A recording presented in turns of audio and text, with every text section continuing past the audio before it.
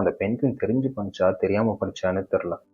But அது பண்ண அந்த ஒரு ஹேக் எத்தனை பேர் அதை பேச வச்சிருக்கு, எத்தனை பேர் அதால் இன்ஸ்பயர் ஆயிருக்காங்கன்னு இன்டர்நெட்டை பார்த்தா தெரியும். இப்போ நான் போய் ஒவ்வொருத்தவங்களோட பார்த்தேன்.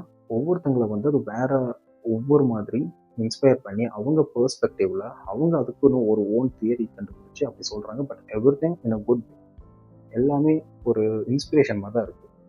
பென்குயின் அதோட ஓன் பார்த்து எடுத்து அதை நோக்கி போகுது. நம்மளுக்கு இந்த ஸ்பேஸ் செட் ஆகலைன்னா நம்ம பாட்டுக்கு நம்மளுக்குன்னு ஒரு ஸ்பேஸ் கண்டுபிடிக்கணும்.